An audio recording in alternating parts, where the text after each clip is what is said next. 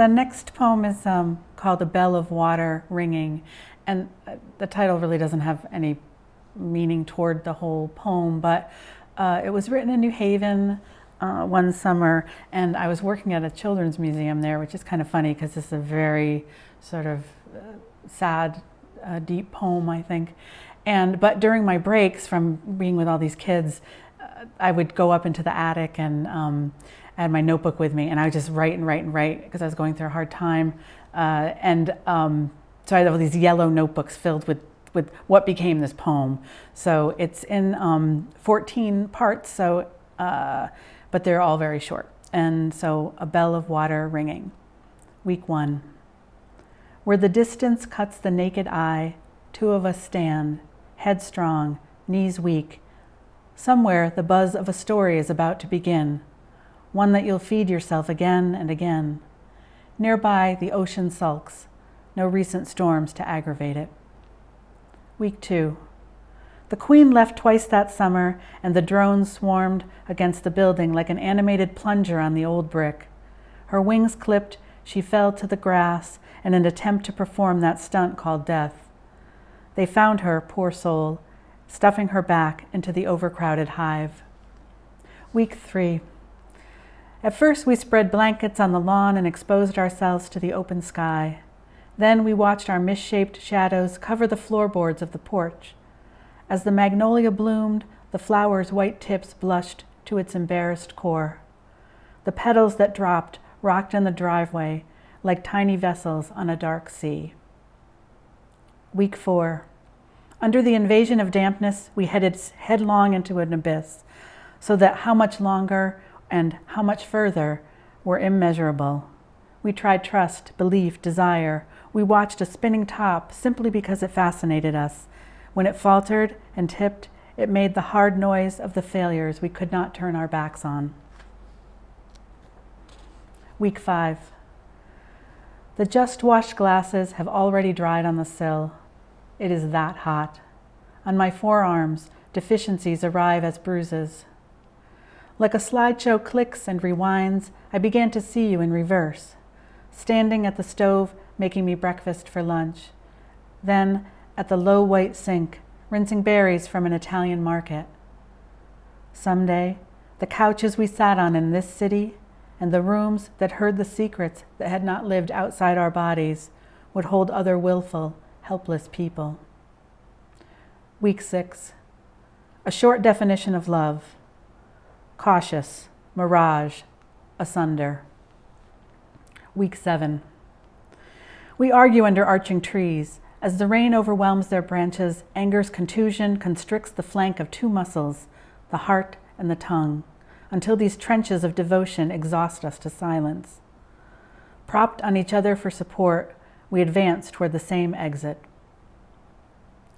Week 8. The last of the sun chose only a few leaves to stand on. My eyes go there again and again until the light leaves completely, until the tree is all the same dull color, until evening suffers into night, and voices grow dark across the uneven countryside. Week 9. Who can I blame? It was my idea to be a quarry, to feel the stone cut, hauled off, and used elsewhere as fences and gravestones, houses and benches, sidewalks that took others to backyard gardens. There were easier ways to get home, but we started this tunnel, displaced the dirt until we reached bedrock, stopped when it required new tools. Both below rock and skin were tributaries, consequences. Week 10. I feel as if I'm stuck inside, resigned and almost relieved to be forced within. I prepare for the worst, assemble flashlights and candles, fill the tub with water. I set out a bowl and a spoon, make soup that I eat in a dim room. I stretch out on the bed and fall asleep in your clothes. I dream that I travel to the house that raised me to return the emptiness inherited from those who once lived there with me. Week 11. Through the Y-like incision, I staple my organs back in until discoloration confirms the skin's gradual complaint. I study the dust spilling through the windows of a long hallway where shoes are vacant and paired. At the end is a round table. The bowl on top holds apples and pears new to this season, waiting to be chosen. But without the insistence of hunger, the fruit ripens and turns to sand. Week 12. I am not a lean-to, neither a shelter nor a porch that offers exposure to the woods and a shield from the elements.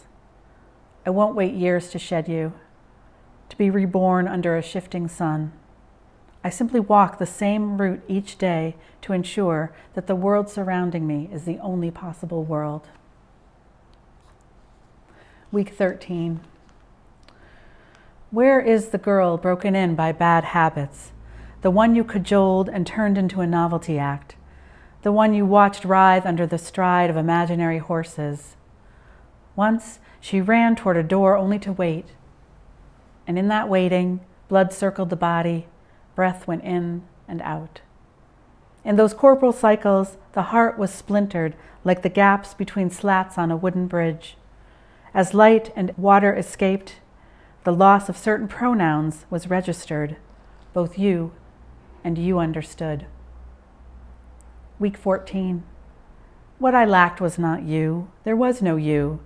Just a full-blown moon that fell against the shutters of my eyelids. You were not a kiln. I was not hardened. And the water that made up much of our bodies did not boil into vapor.